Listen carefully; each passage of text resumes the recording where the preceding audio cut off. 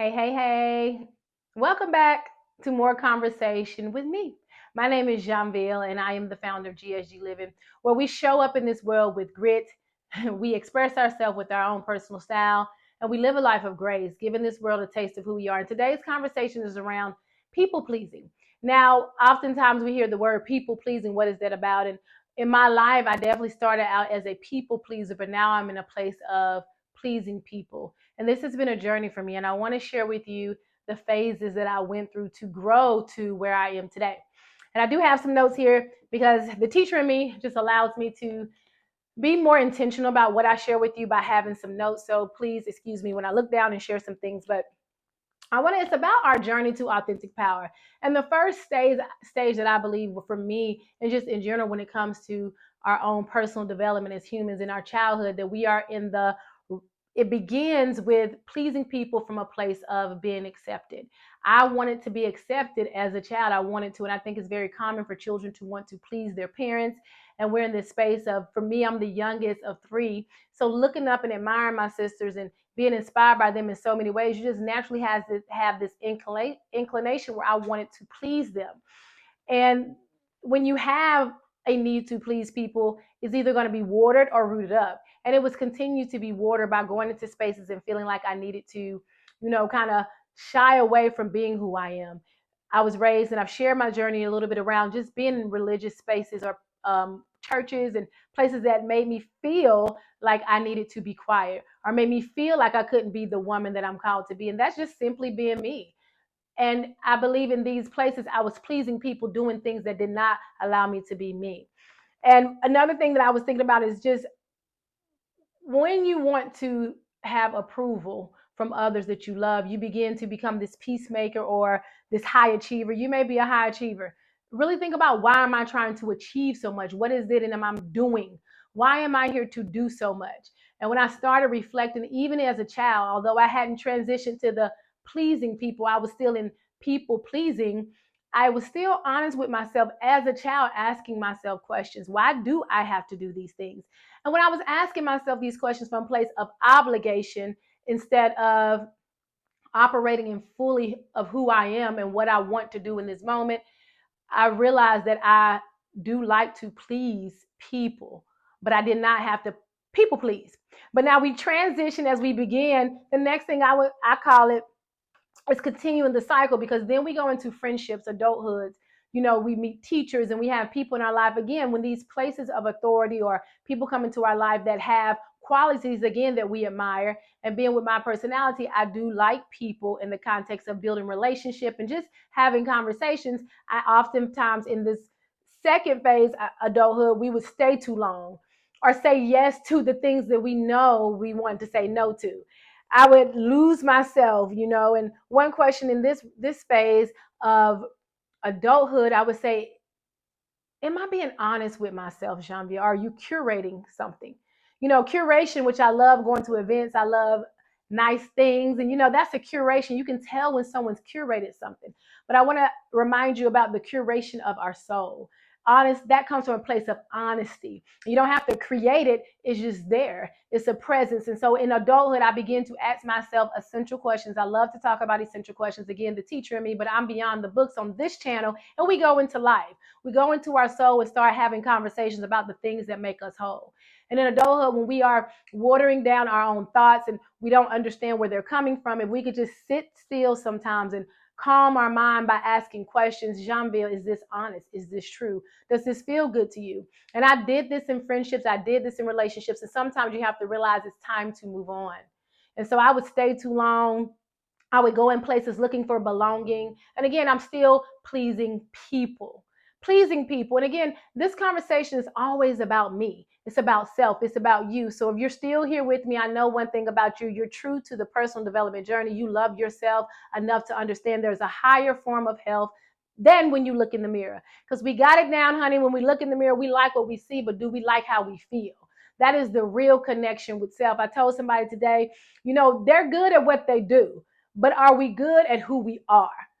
We can have a personality, but in that personality, who is the person?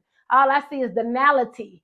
all of the tease, all of the extra frivolous things that does not really align with who we are. So when we're in this world and we're called to do something, make sure that we're true to who we are in that role. And so with people pleasing, I want to go to the third phase, which I call the rise, which I love talking about rising with love. See, love will allow us to rise above. And one thing about all of these phases, I realized that the love was never absent, but it was conditional. I was loving on conditions and I was hoping to be loved on condition, but I stopped wishing that people would like me. I stopped wishing and hoping and living on a wing and a prayer. And I went within in a deeper level in this third phase, which again I call the rise. And to my own surprise, I was beginning to tap into the power that came from within and allowed me to depend on myself.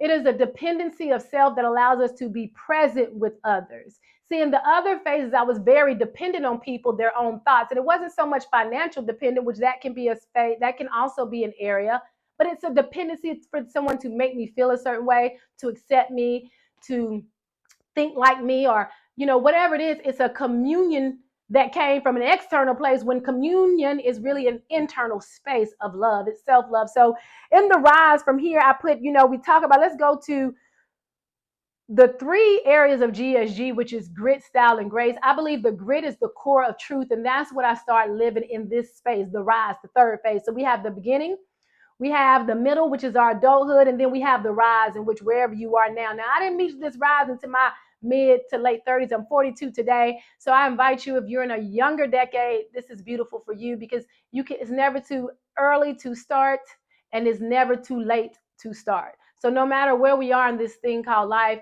we can always pick up and choose to pay the price of love, because love is a price. And I'm not talking monetary, but there is a price that we have to pay. It's a sacrifice. It's doing that allows us to go within, and it's a work that is very personal. So I get very passionate when I speak about these things, because it's been a long journey and I really just want to share these tools with you. So the grit is the core of truth, because grit, one thing about it, is showing up in this world doing the hard things. It's the truth. When I begin to speak truth, yes, it was hard. Yes, it cost me relationships, but it allowed me to unfold the relationship with myself. And that was the most beautiful and sacred thing that I could have ever done for myself, is to be true to myself. And that's the core of who we are.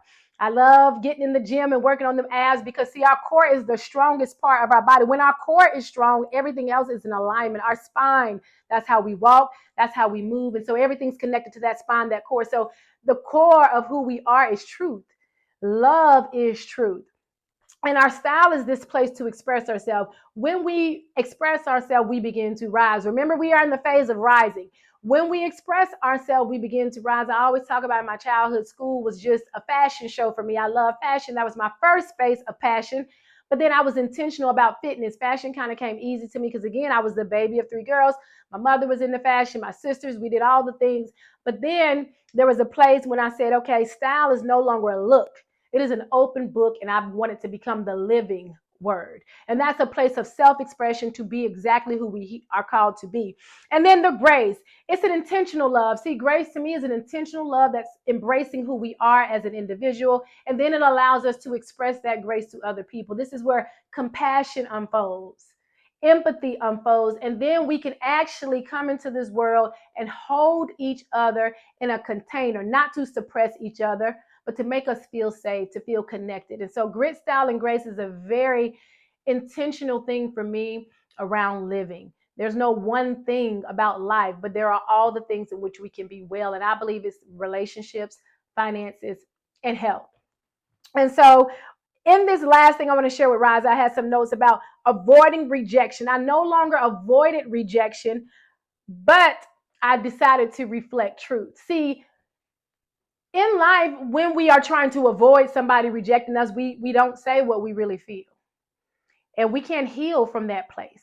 I wanted to feel good. When my daughters, I have two daughters, when they fall down, scrape their knee, or when they do something that hurts themselves, we want to heal that place. How do we do that? We do it with a Band-Aid. We might do it with some Neosporin. I always use this example because that's what life is truly about. And notice these are small, simple things that are accessible to us. And that's what healing is. We're looking for healing in the doctor's office. And please, if something's unwell with you and you're seeking doctors or seeking, please do that. I'm not This is a disclaimer. I'm not here to tell you not to find tools externally, but I do understand the power of going within, because most of my life, especially in my childhood and adulthood, I was looking external for things that I didn't realize that I had them within. So when we stop avoiding rejection, we begin to embrace the truth, which allows us to become alive. So I want to share those three phases with you because I do believe in the power of pleasing people. I love people. I think we're all called here to serve, and however that looks for you, stay true to that. But while we're out here doing the service, doing the work, operating in a kingdom space, we have to understand that the conditions that we walk in, and I say walk in because conditions are the circumstances of life. It's in this moment, what is the condition of my heart? What is the condition of my mind? Is it open? Am I willing to let someone in to have a real conversation? Am I willing to feel what I feel in this moment? It is a very intentional presence with self and other people. So the three phases where I went through, and I want to invite you to think about the tools that you have within you to go from the beginning of our childhood in which we please people into adulthood, and then the rise is when we go into pleasing people, because we do have a need to serve. And I believe when we serve people, we want to please them. Please and thank you, those are some beautiful manners in which we can still use as a foundation. Sometimes we feel like in this generation it's a lost cause, but I often remind my students, please and thank you still work. Being kind to people, it still works. I understand there's been dirt thrown around, and oftentimes even within our own self, we throw dirt on ourselves by speaking negatively. We call them those automatic negative thoughts, ants running through our mind. Oftentimes we have to realize that I love to use the acronym for love. It's a lifelong open vessel every day. I want to be a lifelong open vessel every day. And to me, that means that I'm open to receiving and giving the things that are for me and for you. So I want to invite you to stay true, please, on this journey called life, and continue to rise each and every day. And it is okay to please people, but we do not people please. Again, my name is Janville. I am the founder of GSG Living, where we show up with grit, style, and grace, giving this world a taste of who we are. We are rooted in truth and we are led by love. I'll see you guys next week. I promise to share here each Sunday. I hope to see you guys out there. Please share, like, and subscribe if you found something insightful for you or someone you know. Bye bye.